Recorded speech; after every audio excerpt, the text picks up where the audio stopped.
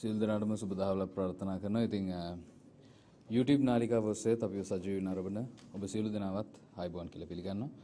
ඉතින් අද අපි ගෞරවයෙන් ආරාධනා කරේ ගරු රාජ්‍ය අමාත්‍ය තාරක බාලසූරිය මැතිතුමන්ට. ඉතින් විදේශ කටයුතු සම්බන්ධයෙන් විදේශ තොරතුරු ශ්‍රී ලංකාවත් හා සම්බන්ධ තොරතුරු සම්බන්ධයෙන් අපි අද සාකච්ඡා කරන්න සූදානම්. ඉතින් ගෞරවයෙන් රාජ්‍ය මැතිතුමන්ට ආරාධනා කරනවා මාධ්‍ය සාකච්ඡාව ආරම්භ කිරීම සඳහා.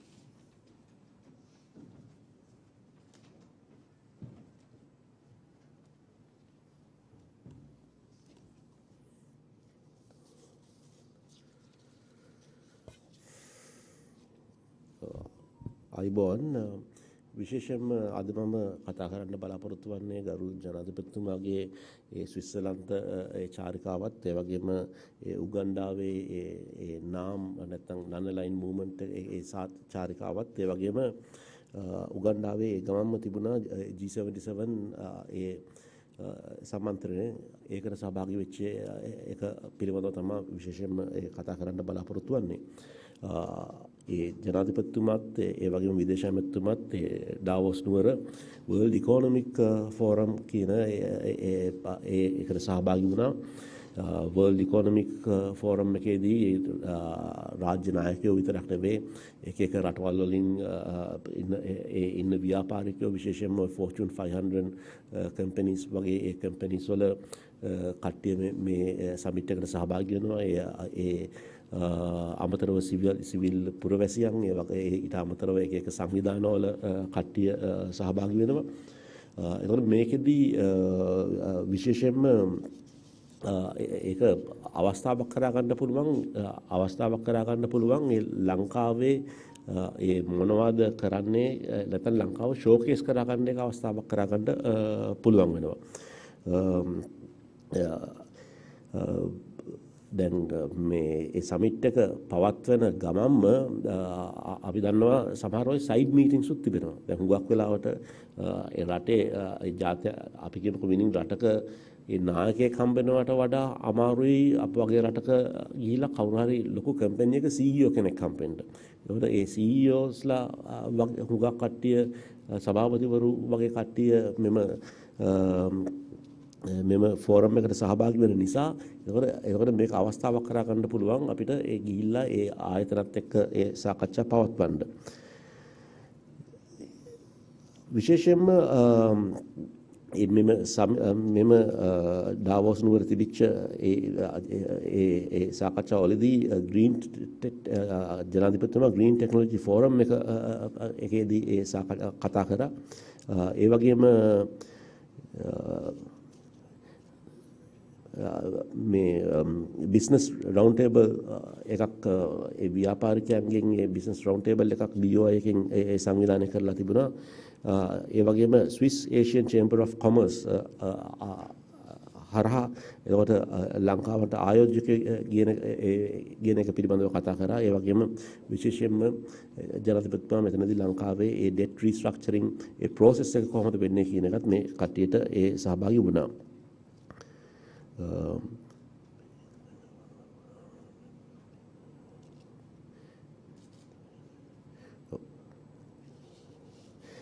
ඊන් පස්සේ ජනාධිපතිතුමා ඩාවෝස් නුවර ඉඳන් උගන්ඩාවල කම්පාලා නුවරට ගියා. විශේෂයෙන්ම ඒ කම්පාලා නුවර තිබිච්ච ඒ 19 වෙනි නන්ලයින් මූවමන්ට් එකේ heads of state මීටිමට තමයි ඒ සහභාගී වුණේ. මෙම මීටිමට රාජ්‍ය නායකයන් විශේෂයෙන්ම අප්‍රිකාවේ ඒ රාජ්‍ය නායකයන් 50කට මුළු 50ක් වගේ රාජ්‍ය නායකයන් සහභාගී වුණා. හුඟක් අප්‍රිකාවේ රාජ්‍ය නායකයන් මෙම ඒ උගන්ඩාවේ කම්පාලා නුවර තිබිච්ච නාම් මීටිමට ඒ සහභාගී වුණා.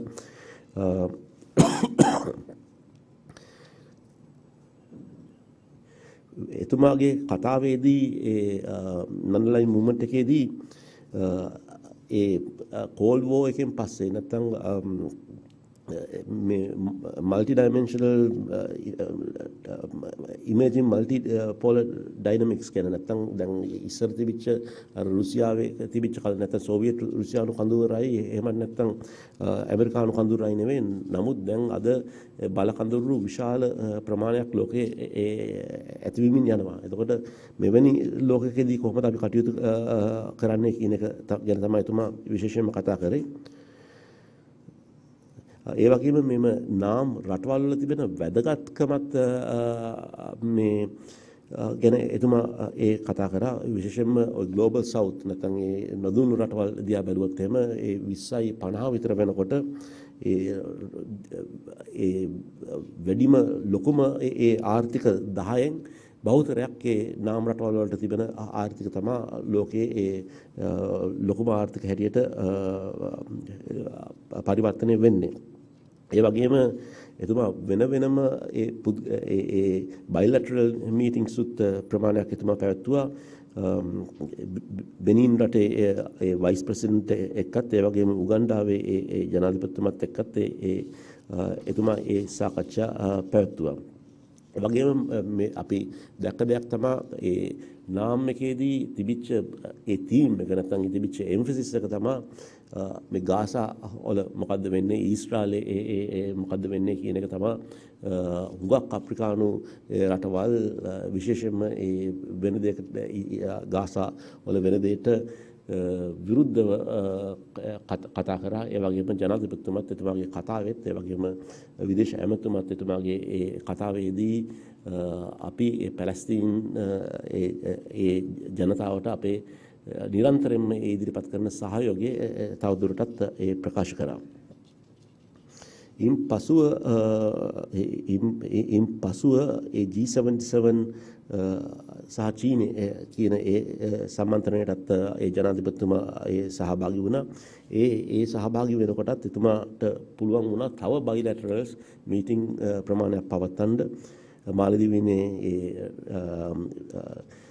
නියෝජ්‍ය ජනාධිපතිතුමත් ඒ වගේම එක්සත් ජාතීන්ගේ සංවිධානයේ සෙක්‍රටරි ජෙනරල් තුමත් ඒ වගේම ඉන්දියාවේ විදේශ ඇමතුමත් එක්කත් සාකච්ඡා පවත්වා ගන්න ද්විපාර්ශ්වික සාකච්ඡා පවත්වන්න එතුමාට පුළුවන් වුණා.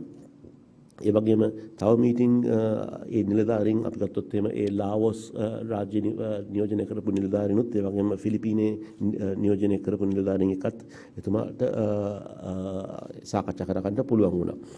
දැන් එතුමා විශේෂයෙන්ම ජනාධිපතිතුමාගේ ඒ G77 ඒ කරපු කතාවේදී මම හිතන්නේ වැදගත්ම දේ තමයි එතුමා ඉදිරිපත් කරා තිබිච්ච ලෝකයේ තිබෙන මේ ග්ලෝබල් ෆයිනෑන්ෂල් ආකිටෙක්චර් එක පිළිබඳව මම හිතන්නේ මේ පිළිබඳව ජයශංකර් මහත්මයාත් ඊයේ පෙරේදා අර තිබිච්ච ලංකාවට ඇවිදින් බලන්න ලංකාව ඇවිදින් එන්න කියලා ඉන්දියානු කට්ටියට උනන්දු කරනකොට එතුමා කිව්වා.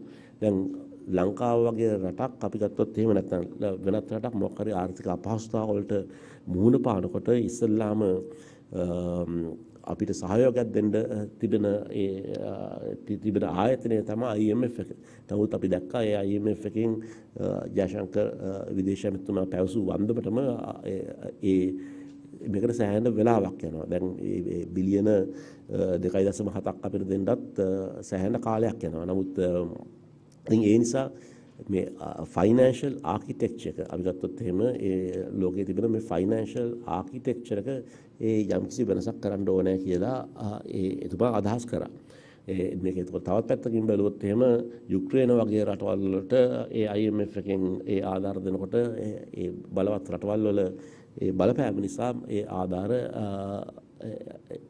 මීට වඩා ඉක්මනටම ක්‍රියාත්මක වෙනවා.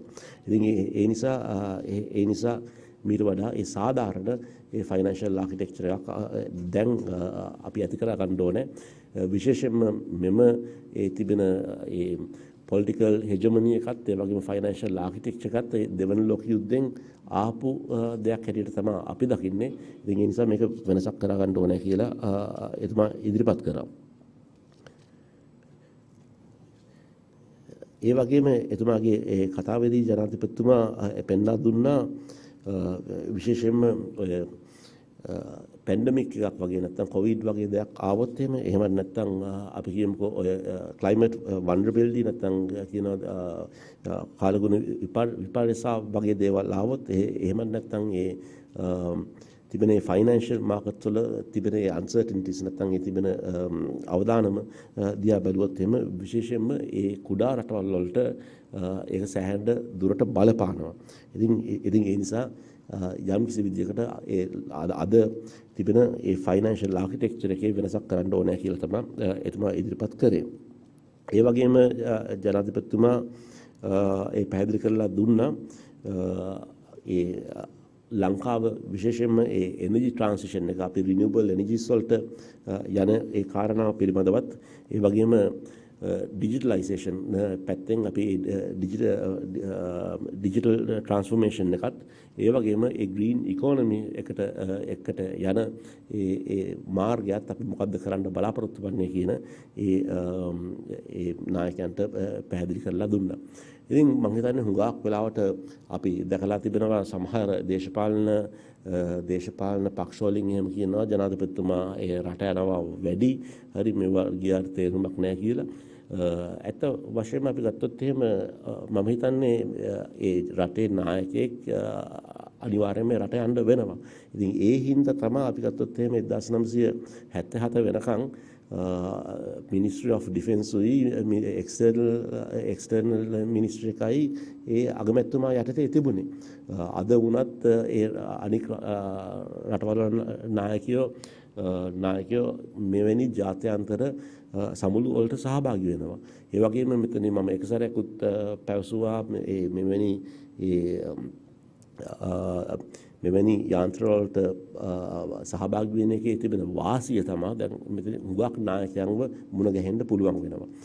සමහර වෙලාවට අපේ ජනාධිපතිතුමාට ඒ වෙලාවක් තිබුණොත් ඒ සමහර වෙලාවට අනික් රටවල ඒ නායකයන්ට වෙලාවක් නැති වෙන්න පුළුවන්. නැත්නම් ඒ රටවල් වල නායකයන්ට වෙලාවක් තිබුණොත් ජනාධිපතිතුමාට වෙලාවක් නැති වෙන්න පුළුවන්. නමුත් මේ සියලු දෙනාම මෙවැනි සම්මන්ත්‍රණ වලට සහභාගී වෙනකොට ඒකට සයිඩ් මීටින්ග්ස් විශේෂයෙන්ම පවත්වා ගන්න පුළුවන් වෙනවා.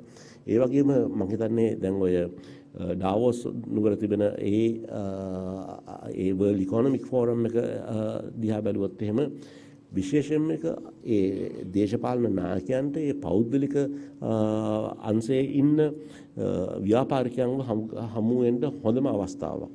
අපි ඉන්දියාව දිහා බැලුවොත් එහෙනම් ඉන්දියාවේ මේකට ඒ මධ්‍යම ආණ්ඩුවේ කට්ටිය විතරක් නෙවෙයි ඒ චීෆ් මිනිස්ටර්ස්ලාත් යනවා. එක රටවල එක ප්‍රාන්තවල ගිහිල්ලා චීෆ් මිනිස්ටර්ස්ලා ගිහිල්ලා කියනවා මේක කර්ණාටක වලට ගේන්න මේක තමිල්නාඩු වලට ගේන්න කියලා. ඒකට ඒ Appleද නැත්තම් තිබෙන මේ Microsoftද එක තියෙන ලොකුම ඒ දානපතියන්ව ටෙස්ලාද ඒ කට්ටියට ගිහිල්ලා ඇයි අපි මේ ප්‍රාන්තේ හරි මේ රටේ හරි මේ ප්‍රදේශයේ හරි ආයෝජනය කරන්න ඕනේ කියලා ඒ ෂෝකේස් කරන්න ඒ තිබෙන හොඳම අවස්ථාවක්. ඉතින් ඒ වගේම අපි නොබැදී රටක් හැටියට විශේෂයෙන්ම අපේ ඒ නොබැදී ප්‍රතිපත්තියත් මම හිතන්නේ අද ඒ ජනාධිපතිතුමා ඒ තහවුරු කරලා තිබෙනවා. තව දුරටත් අපි නොබැදී ඒ ප්‍රතිපත්තියේ යෙදලා ඉන්න ඕනේ. විශේෂයෙන්ම අද ලෝකයේ තිබෙන ඒ දේශපාලන තත්ත්වය දිහා බැලුවොත් එහෙම ඊටාම අවදානම් තත්ත්වයක් තිබෙන්නේ. අපි දන්නවා යුක්‍රේනයේ යුද්ධය විතරක් නෙවෙයි දැන් මැදපෙරදිග යුද්ධයක් පටන් ගන්න තිබෙනවා. ඒ වගේම තවත් පැත්තකින් බැලුවොත් එහෙම මේක දැන් මේ රෙඩ් සී එක හරහා ඊට පස්සේ ආසියානු පැත්තටත් එනවා. ඉතින් ඒ නිසා මේක තවදුරටත් අපි ව්‍යාප්ත වෙන්නේ නැතුව එක රටවල් වල නායකයන් සාකච්ඡා කරගත්තොත් එහෙනම් මේක අපිට යම් කිසි මට්ටමකටම අවම කරා ගන්න පුළුවන් වෙනවා. ඉතින් ඒ සාකච්ඡාව හරහා තමයි අපිට මෙවැනි දේවල් අවම කරා ගන්න පුළුවන් වන්නේ. ඉතින් විශේෂයෙන්ම නාම් රටවල් හුඟක් වෙලාවට මීට අවුරුදු 10කට 15කට ඉස්සෙල්ලා මතයක් තිබුණා මේ නාම් රටවල් නැත්නම් නන්දලයින් නොබැදී තිබෙන රටවල් දැන් අවශ්‍ය නැහැ මේක ඒක යටගිය ඒ සංකල්පයක් මේක දැන් කඳුරු දෙකක් නැහැ දැන් එක කඳුරුයි තිබෙන්නේ කියන එක. නමුත් අද ලෝකයේදී මම හිතන්නේ අද වෙන දේවල් දිහා බැලුවොත් එහෙම විශේෂයෙන්ම ඒ නොබැදී සමුදුව වගේ දේවල් ඊටාම වැදගත් වෙනවා ඒ සාමකාමී ඒ ලෝකයක් පවත්වා ගන්නට. ඉතින් මම හිතන්නේ මේ හරහා අපිට විශේෂයෙන්ම ඒ ලංකාව ඒ ජාත්‍යන්තරයේ ඒ කොටසක් හැටියට ඒ ලංකාවේ රෝල් එක මම හිතන්නේ අපි ඒ ජනාධිපතිතුමාත් ඒ වගේම මුදල් අපේ විදේශ ඇමතිතුමාත් ඒක ක්‍රියාත්මක කරලා තිබෙනවා. ඒ වගේම අපිට අනිත් පැත්තෙන් බැලුවොත් එහෙම අපේ ඩිජිටල් ට්‍රාන්ස්ෆෝමේෂන් වලටද එහෙම නැත්නම් එනර්ජි ට්‍රාන්ස්ෆෝමේෂන් වලටද නැත්නම් අපේ ග්‍රීන් ඉකොනොමි එකට අපි යනවා නම් අපිට ඒ අවස්ථාවල් අපි ලබාගෙන තිබෙනවා ඒ ව්‍යාපාරිකයන් එක්ක ඒ සාකච්ඡා කරලා ඒ ව්‍යාපාරිකයන්ට ආරාධනා කරන්න ලංකාවට පැමිණෙන්න කියලා.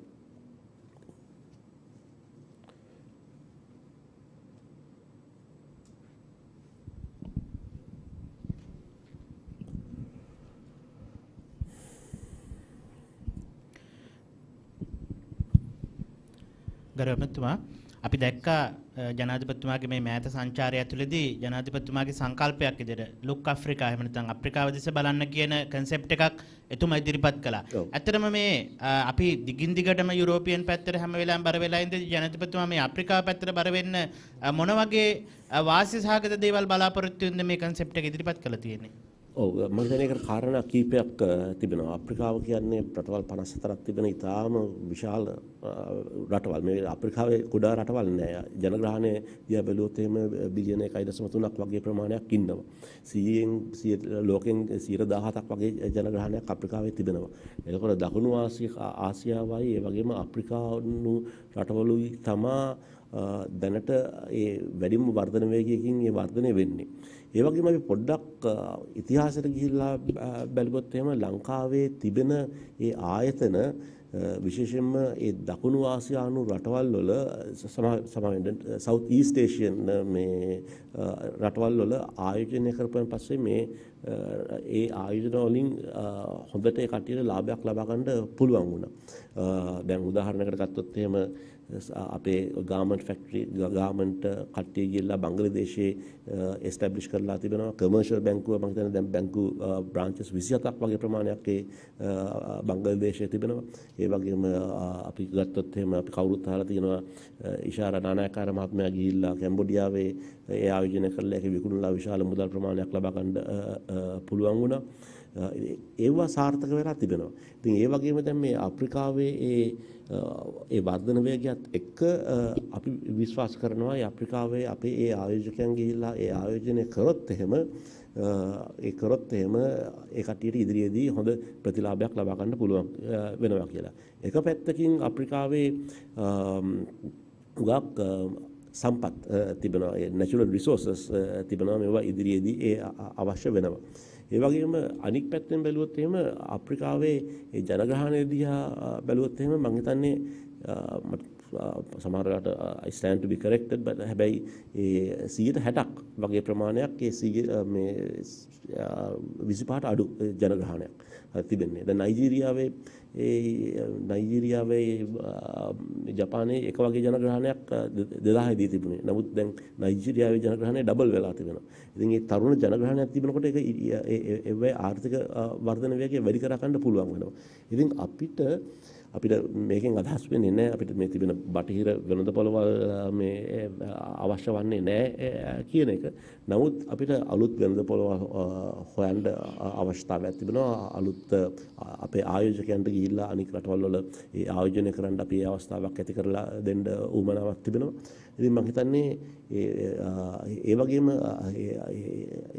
අපිට අලුත් ට්‍රේඩ් පාර්ට්නර්ස්ලා අපිට හොයාගන්න ඒ අවශ්‍යතාවයක් තිබෙනවා. ඉතින් ඒ නිසා මම හිතන්නේ ඒ ලුක් ඇෆ්‍රිකා ඒ පොලිසි එක ඉතාම හොඳයි. අපිට ගිහිල්ලා අපි විශේෂයෙන්ම අපේ කෙන්යාවේ ඉන්න අපේ කනනාදන් අපේ මේ තානාධිපතිතුමා හරහා අපි කන්ස්ට්‍රක්ෂන් ඉන්ඩස්ට්‍රි එකේ ඉන්න කට්ටියකුත් විදේශ මාත්‍යාංශ මීට ඉස්සෙල්ලත් අපි ඒ කට්ටිය සම්බන්ධ කරලා තිබෙනවා.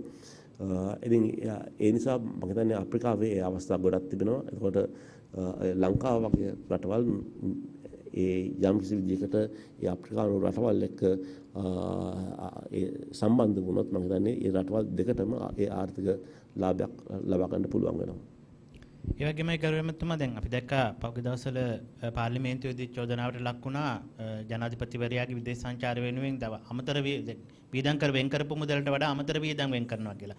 ඒ වගේම තමයි ඒකත් එක්ක ගැට ගැහිච්ච ඊළඟ චෝදනාව තමයි මේ සංචාරයන් සඳහා බුරුතු පිටින් එක්කන් යනවා කියලා. ඉතින් ඇත්තටම මේ බුරුතු පිටින් එක්කන් ගිහිල්ලා මේ දිගින් දිගටම මේ කරන විදේශ සංචාර වලින් වැය කරන මුදල් කොහොමද වැය කරලා තියෙන්නේ මේ විනිවිදභාවයන් සම්බන්ධයෙන් කොහොමද තත්ත්වයන් හා මේ කරපු වැයට සාපේක්ෂව අපිට ලැබිච්ච ආයෝජනයන් සම්බන්ධයෙන් ඔබතුමාලා තෘප්තිමත් වෙලා තියෙනවද? නේද ආයෝජනයක් කියන එක ගිහිලා සාකච්ඡාවක් කරපු ගමන් මේ ගිහිලා ඒ ආයෝජනය එකපාරටම එන්නේ නැහැ. ඒකට ඒ කට්ටියට ඒ ආරාධනාවක් විතරක් තමයි කරන්නේ ලංකාවට ඇවිදින් බලන්න කියලා. දැන් මම යනකොටත් සමහර වෙලාවට අපි ට්‍රේඩ් ඩෙලිගේෂන් එකක් වගේ අරගෙන යන්න බලාපොරොත්තු මම යනකොටත් ගිහිලා තිබෙනවා. නමුත් මේ ට්‍රේඩ් ඩෙලිගේෂන් එකක් දැන් ජනාධිපතිතුමත් අපි කිව්ව ඩාවොස් නුවරට යනකොට ඒ ට්‍රේඩ් ඩෙලිගේෂන් එකකුත් එක්ක තමයි ගියේ. ඒක ඒ කට්ටියගේ ටිකටුයි ඉන්දතනුයි ඔක්කොම මේ රජයෙන් ගෙවන්නේ නැහැ. ඒකට රජයට වියදම් වන්නේ ඒ රජයේ නිලධාරීන්ගේ ඒව විතරයි. අපි කියමුකෝ කවුරු හරි මොකක් හරි ආයතනකින් ලංකාවේ තියෙන ප්‍රධාන ආයතනකින් ගියොත් එහෙම එතකොට එව්වට රජය ඒ කිසිම වියදමක් දරන්නේ නැහැ. ඉතින් මෙතනදී මම අර ඉස්සෙල්ලා පැවසු අන්දමටම සමහර වෙලාවට අපේ ව්‍යාපාරිකයෙක් ගිහිල්ලා කවුරු හරි Fortune 500 කම්පැනි එක CEO කෙනෙක්ට හම්බ වෙන්න සමහර හැකියාවක් නැති වෙන්න පුළුවන්. මොකද අපේ ආයතන පොඩි වෙන්න පුළුවන්. හැබැයි ජනාධිපතිතුමා එතන සහභාගී වුණොත් එහෙම ඒ සාකච්ඡා ආරම්භ කරලා අපේ ඒ ව්‍යාපාරිකයන්ට ඒ අවස්ථාව දෙන්න පුළුවන් වෙනවා. එතකොට ඉදිරියේදී ඒ කට්ටියට ජොයින්ට් වෙන්චර් එකක් වගේ එකට යන්න පුළුවන් වෙනවා. ඉතින් මම හිතන්නේ ඩාවෝස් නුවර World Economic Forum එකේදී මම හරි ඉස්සලා පැවසු වන්නමට හොඳම උදාහරණය තමයි මේ දැන් ඉන්දියාවේ අපි මොකද ජයශංකර මහත්තයා විතරක් නෙවෙයි යන්නේ. ඉන්දියාවෙන් ඒ සමහර වෙලාවට අපි ගත්තොත් එහෙම සමහර චීෆ් මිනිස්ටර්ස්ලා මේ ප්‍රධාන මේ ඇමතිවරු ඒ ප්‍රාන්තවල ඉන්න කට්ටිය ඒ කට්ටිය සහභාගී වෙනවා. අර ඒ කට්ටිය ගිහිල්ලා අර ප්‍රධාන කොන්ෆරන්ස් එකේ සමහර වෙලාවට ඒ කට්ටියට රෝල් එකක් නැති වෙන්න පුළුවන්. ඒ කට්ටිය ගිහිල්ලා මූලිකව ඒ කට්ටිය සහභාගී වෙන හේතුව මොකද්ද? ඊළඟ අනික් ව්‍යාපාරිකයන්ව හම්බ වෙන්න. ඉතින් මේකත් එක්ක අර සයිඩ් මීටින්ග්ස් ගොඩාක් තිබෙනවා. එකක් නෙවෙයි මෙතන සමහර වෙලාවට ඒ සයිඩ් මීටින්ග් මම හිතන්නේ සමහර අපේ ජනාධිපතිතුමා එහෙම තියෙනකොට මම හිතන්නේ 20 30 වගේ සයිඩ් මීටින්ග්ස් තියෙනවා දවසකට. මේ දවසකට ඒ ව්‍යාපාරිකයන් එක්ක එක ආයතන එක්ක නැත්නම් ඒක සංවිධාන එක්ක ඒ ගිහිලා ලංකාවට ආයෝජනය කරන්න නැත්නම් ලංකාව දිහා බලන්න කියන එක. ඒකෙන් අදහස් වෙන්නේ නැහැ ජනාධිපතිතුමා කියපු ගමන් ඊළඟ දවසේ ඇවිදින් ඒ ආයෝජනයක් වෙනවා කියන එක. හැබැයි මේක ලංකාව ෂෝකේස් කරන්න ඒ තියෙන හොඳම අවස්ථාවක්. නැත්නම් වෙන්නේ අපිට අර වියදම් පැත්තෙන් බැලුවත් එහෙමත් එක නායකයන් හම්බෙන්න ඒ අවස්ථාවක් නැති වෙන්න පුළුවන්, වෙලාවක් නැති වෙන්න පුළුවන්. ඒ වගේම වියදම් පැත්තෙන් බැලුවත් විශාල වියදමක් මීට වඩා වියදම් කරන්න වෙනවා. අමතුමා ඒ වගේම තමයි දැන් ඔබතුමා සඳහන් කරා ජනාධිපතිතුමාගේ මේ අවසන් සංචාර දෙක පිළිබඳව. ඒකේ අපේ රටට ගන්න පුළුවන් වාසි මොනවද කියන එක. දැන් මෙහි නමුත් මම මේ අහන්න යන්නේ විපක්ෂ කරන චෝදනාවක් තමයි නිකන් අපරාධ මේ මාස ජනාධිපතිතුමා සංචාරයක් යනවා කියන චෝදනාව තමයි කියන්නේ. මේකට මම හිතනවා ඔබතුමාට හොඳ පිළිතුරක් දෙන්න පුළුවන් වෙයි කියලා. මොන විපක්ෂද? රටේ විපක්ෂ. දැන් ඒ විපක්ෂ ගොඩක් තිබෙනවානේ. අපි ගිහිල්ලා සමගි ජන බලවේගයේ හර්ෂ ඩිසිල්ලා මහත්තයාගෙන් ඇහුවොත් එහෙම මම හිතන්නේ නෑ එතුමා එවැනි පිළිතුරක් දෙවි කියලා. හරි එතුමා බුද්ධිමත් පුද්ගලයෙක් හැටියට එතුමත් දන්නවා එතුමත් අනුමත කරයි මේ එතුමත් අනුමත කරයි මේ අපි පුළුවන් නම් මගේ මතෙත් තිබෙන්නේ පුළුවන් නම් අපි ඩෙලිගේෂන් එක රාජ්‍ය නිලධාරීන්ගේ ඩෙලිගේෂන් එක ඒක යම්කිසි ප්‍රමාණයකට අපි සීමා කරන්න උවමනාවක් තිබෙනවා. නමුත් අපි ගිනියන්න පුළුවන් නම් අපේ තව ඒ බිස්නස් නායකයන් මේකට ඒ කට්ටියගේ වියදමෙන් ඒ කට්ටිය ටිකට් අරගෙන ගිහිල්ලා අපිට ඒ කට්ටියට සම්බන්ධතා ඇති කරලා දෙන්න පුළුවන් නම් අපි අනිවාර්යයෙන්ම අපි ඒක කරන්න ඕනේ කියන මතය තමයි මම ඉන්නේ. ඒකවල තවත් විපක්ෂයක් තිබෙනවා. ඒ කට්ටියගේ යම්කිසි විදිහකට ආකල්පයක් තිබෙනවා. අර IMF එකත් එක්ක negotiate කරනකොට ගිහිල්ලා කෝල් එකක් දීලා මචං මේ මට දැන් ණය ගෙවන්න බෑ. හරි මචං අපි ඔක පොඩ්ඩක් ණය මේ ඔක කල් දාලා ගෙවන්න බෑ කියලා. එතකොට ඒ වගේම ඒ කට්ටියගේ ආකල්පයක් තිබෙනවා සවත් ඒ කියන තර්කයක් තමයි දැන් අපි ඒ පොලි වලට මේ අපි විශේෂයෙන්ම international sovereign bonds වල ඒ පොලි වලට ඒ ප්‍රීමියම් එකක් ඇඩ් කරලා තියෙනවා. ඒ රිස්ක් ප්‍රීමියම් එක තමයි කියලා තිබෙන්නේ. ඉතින් මේකට ඒ ප්‍රීමියම් එක ඒ වැඩි ප්‍රීමියම් එකක් ගෙවපු නිසා හරි ගෙවපු නිසා ඒ නිසා මෙබ ගෙවන්නේ නැතුව ඉන්න පුළුවන් කියන එක. එහෙම බෑ. හරි ඒ ડોකියුමන්ට් එක බැලුවොත් එimhe අපේ ඒ කට්ටියට එතකොට ඒ නඩු දාන්න පුළුවන් අපේ තානාධිපති කාර්යාලය පවා ගන්න පුළුවන් වෙනවා. ඕකෙම තර්කයේ අනිත් පැත්ත බලන්නකො. දැන් අපි ගත්තොත් එහෙම දැන් අපි කියමුකෝ මොකක් හරි බැංකුවක් හරි නැත්නම් ඔය දැන් ඔය සක්විති හරි තව ඔය වගේ ගොඩක් තිබුණානේ. තව ආයතන ස්වර්ණ මහල් එකේ තිබිච්ච ලීසින් කම්පැනිස් හරි මොනවා හරි වෙන් ලොකු ප්‍රීමියම්ස් දුන්නා. හරි. එතකොට දැන් ඒ කට්ටියගේ අපි කියමුකෝ ඒ ආයතන වැටුණායින් පස්සේ ඒකට අපිට කියන්න පුළුවන් එහෙමනම් මේ දැන් ඔය කට්ටිය පොලිය හම් වෙනකොට ඔය කට්ටිය හොඳ ලොකු ප්‍රීමියම් එකක් හම්බුණා. දැන් ඒක අපිට කරන්න බෑ කියලා. එහෙම ඒ තරකෙම එන ලංකාවේ ඇතුළටත් ඒක යොදා ගන්න පුළුවන් වෙනවා. ඉතින් ඒ අපි ඒ international sovereign bond එකක් එහෙම issue කරනකොට ඒකේ ඒ conditions ගොඩක් තිබෙනවා. ඉතින් ඒ හින්දා මම ඇහුවේ එතනදී ඒ මොන විපක්ෂයේද කියලා ඇහුවේ. සමහර කට්ටිය මේක ඇත්තටම මොකද්ද වෙන්නේ කියන එක තේරුමක් තිබෙනවා. සමහර ඒ අර රතු ෂර්ට් අඳගෙන ඉන්න කට්ටියක් අපි හිතනවා අපිට තාමත් මේ 2017 අපි 1917 නෙවෙයි 1917 අපි ජීවත් වන්නේ 1917 කරපු දේවල් අපිට තවදුරටත් කරන්න පුළුවන් කියලා.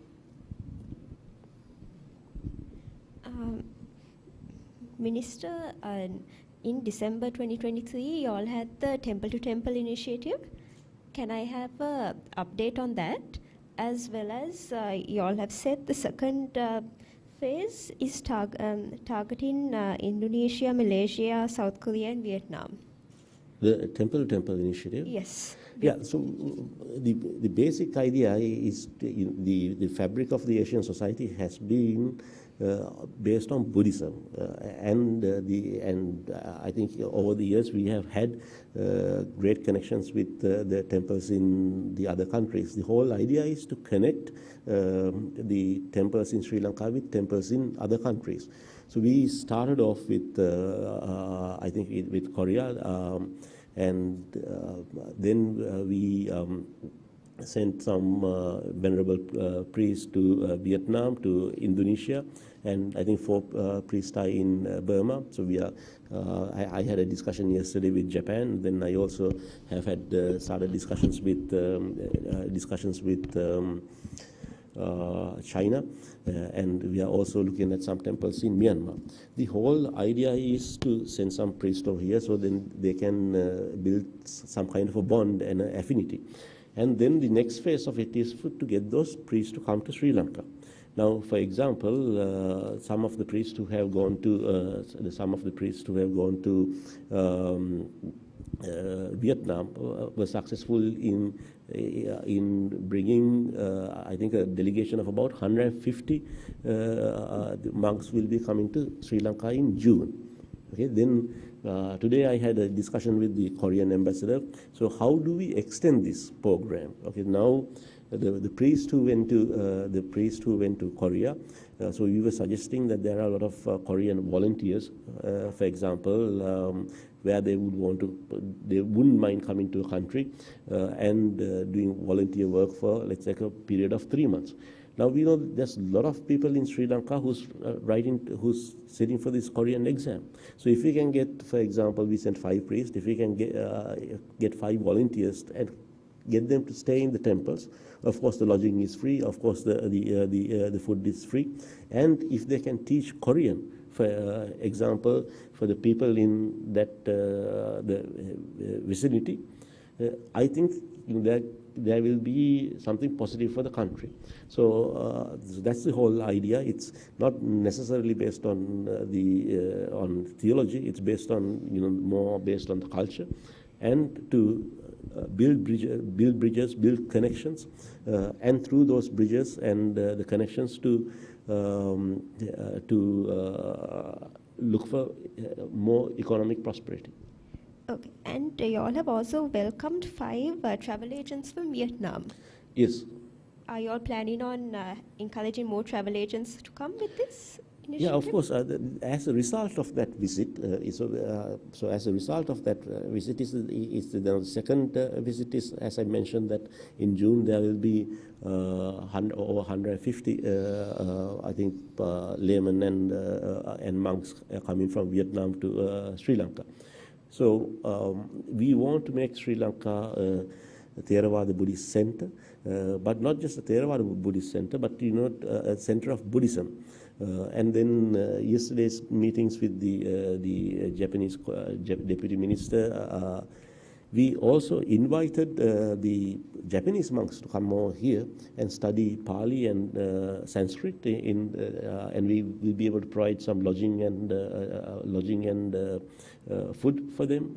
So I think it's a good initiative, and then it's been fairly successful now, and we intend on expanding this program to more temples in Asia. Thank you. Minister, now the way you spoke about President's visit, it seems like Sri Lanka is walking on a tightrope to face the geopolitical reality. Is that correct? In what sense? The way you said, like, there are a lot of geopolitical issues. No, my notes are in English, and so I had to translate it to Sinhalese. So perhaps they might have. Anyway, you need to. Sometimes Sri Lanka is forced to take sides, right, in geopolitical issues. For instance, Russia-Ukraine, Sri Lanka didn't. I mean, it was neutral, and then on Gaza issue, Sri Lanka had already taken a side.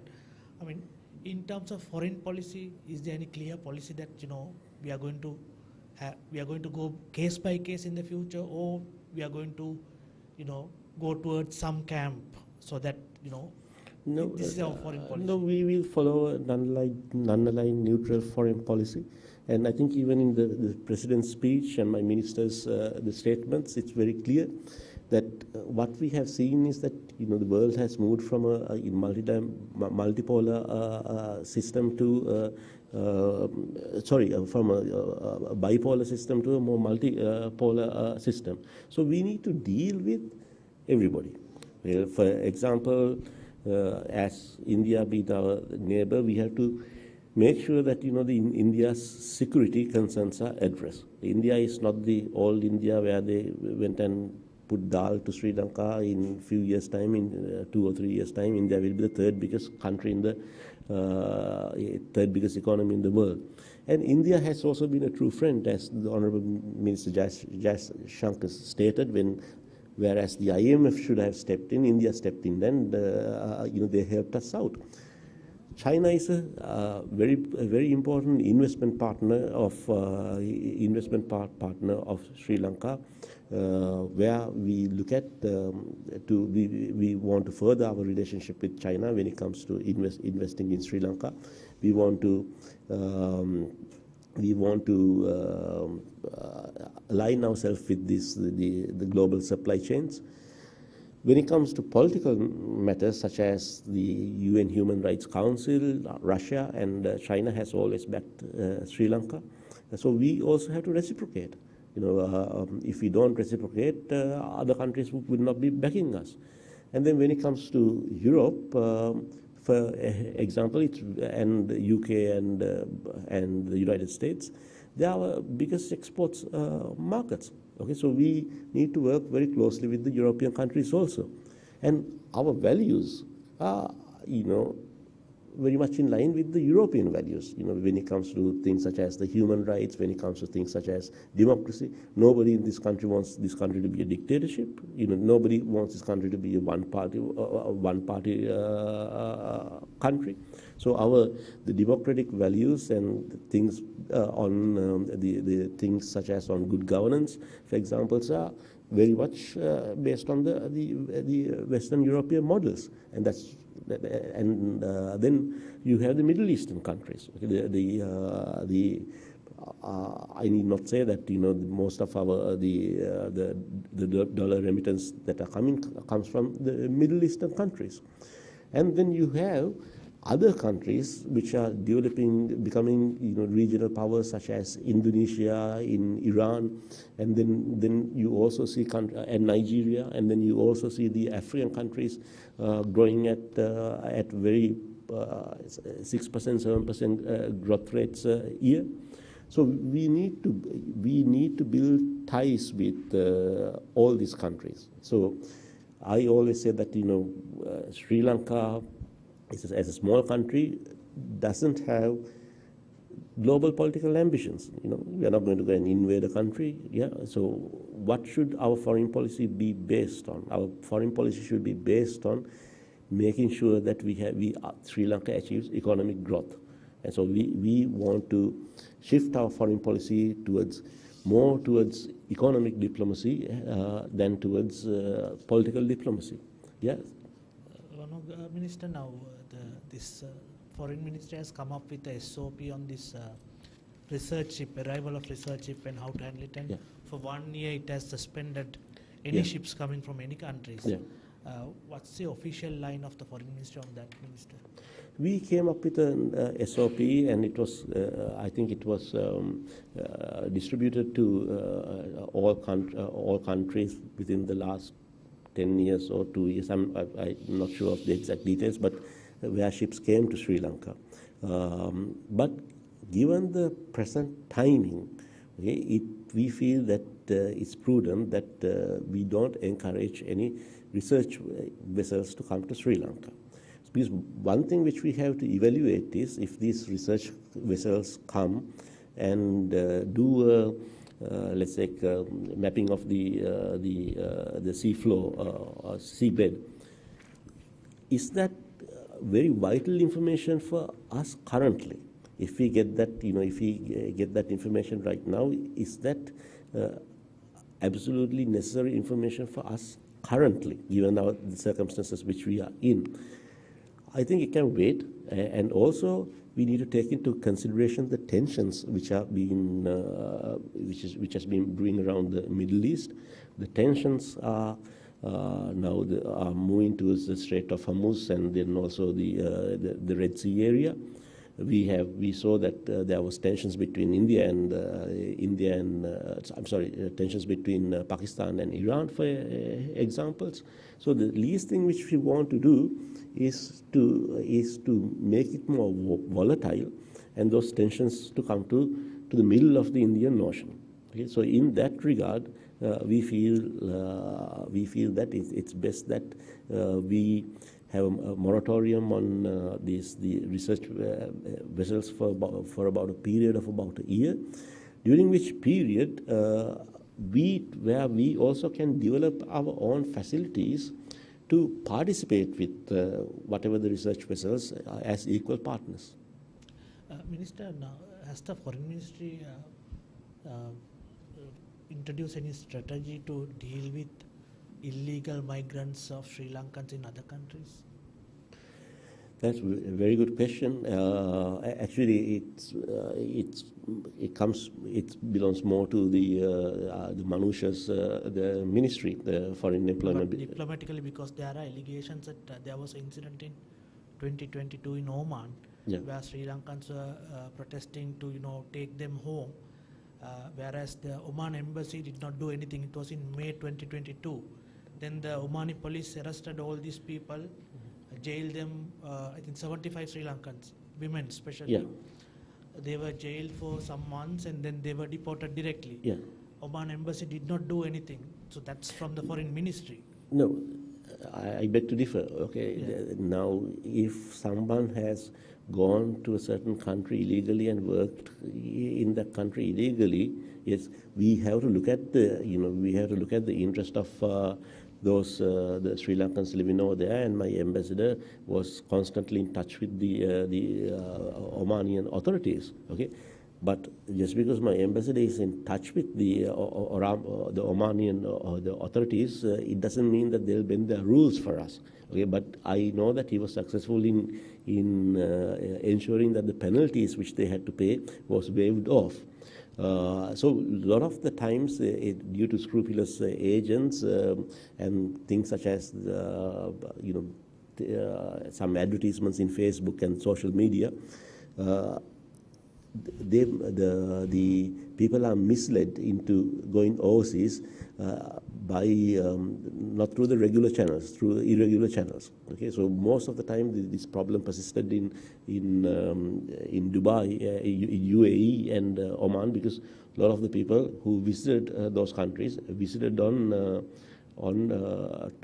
visit visas, and then they hope to find employment. Okay, and when they can't find employment, they come to the ministry with the expectation that we should buy tickets for them to return back to the country. Our ministries, at the moment, the missions don't have enough money to buy tickets for the people who have gone illegally. And also that will create another problem, because then people would think that if I buy a ticket and go even illegally, and then there's some kind of insurance, blanket insurance that the government will get me from that country to Sri Lanka free. Of course, we have to cater to the well-being of those people. So it's a question that we are working very closely with the Minister of Foreign Employment also, in order to make sure that there's enough awareness which has been created. Okay, now, a good example of where we worked closely together is with Australia. So a few years back, maybe 10-15 years back, you heard of people trying to get into these boats and go to Australia. But now Australia considers Sri Lanka as a gold standard partner, because you don't see any Sri Lankans trying to get into boats and migrate into Australia. So we need to work with those countries in order to ensure, and also we need to bring certain laws. Now I know there's a lot of criticism pertaining to the online safety, the online safety bill, but I'll give you just one example. Now you heard of this case where the Sri Lankans have been stuck in Myanmar. Okay, so it was advertised in social media. The person who has advertised all these things in social media, I think he's in UAE or in some Middle Eastern country, and then they were encouraged to go to Thailand, and then they crossed the border to Myanmar. Okay, so the parents are constantly in touch with me. Recently, also they came and gave a letter to me. But it's a very unfortunate situation. Okay, now they are being held in an area which is not controlled by the Myanmar authorities. Okay, so then there's a limitation of what we can do and what we can't do as far as bringing those the people back.